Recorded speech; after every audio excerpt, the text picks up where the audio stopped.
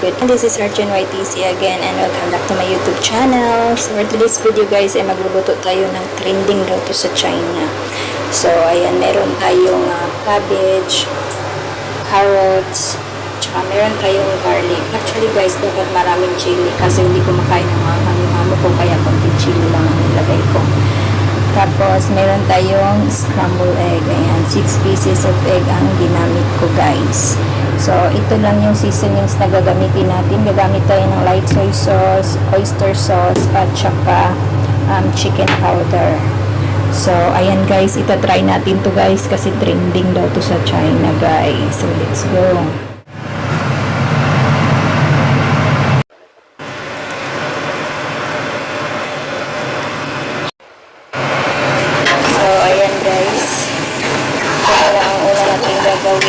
Scramble lang natin ang egg.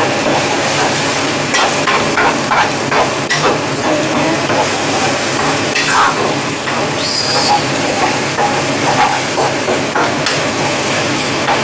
Alright. So, ganyan siya.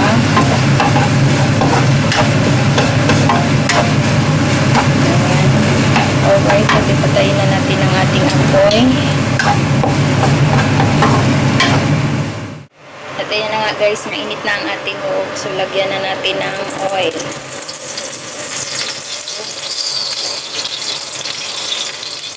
Mainit na, pwede na natin ilagay ang ating garlic chili.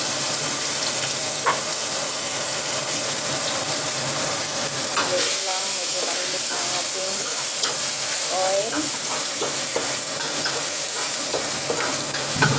Ito po ay trending daw sa China guys.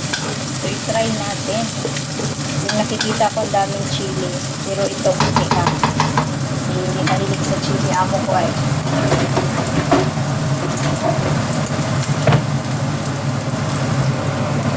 So, ayan. Ilagay na natin ang ating cabbage. Ilagay na lang.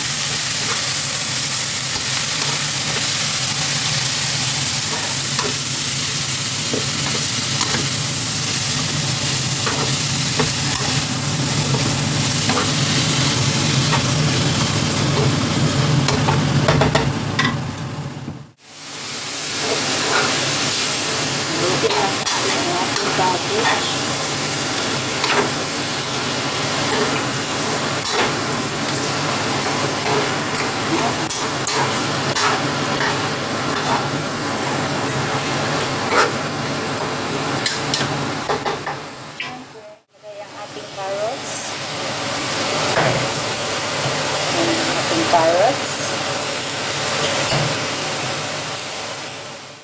powder. Kung wala kayong chicken powder, pwede kayong gumamit ng asukal, sugar. Ayan, lagyan na natin ng light soy sauce.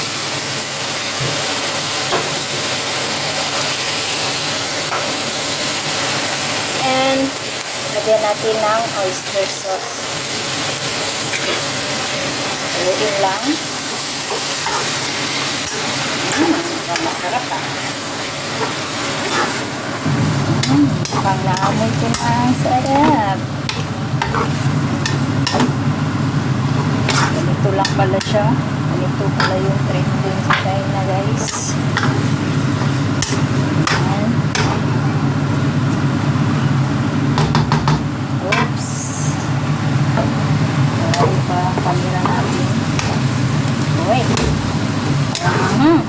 Amoy ko na ang sarap At nalagay na natin lahat ng ating mga seasoning. So pwede na natin ilagay ang ating itlog. Ayan ang ating itlog. Oh, ang masarap kaya itong niluto natin. Trending daw sa China guys. Ayan, kasi maki-trending daw tayo.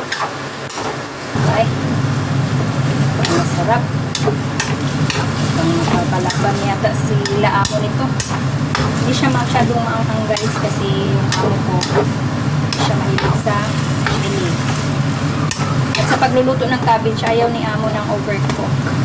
Dapat tama lang. O, diba? Ay! Sarap. Amoy pa lang. Sarap na. So,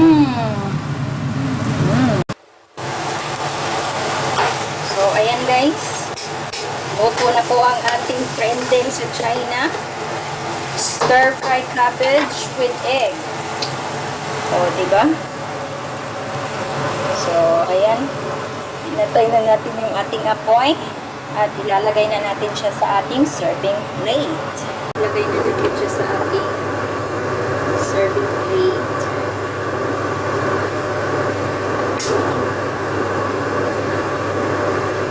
Wow.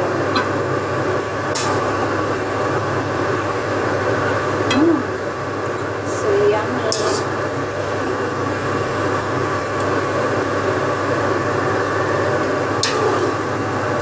Oops.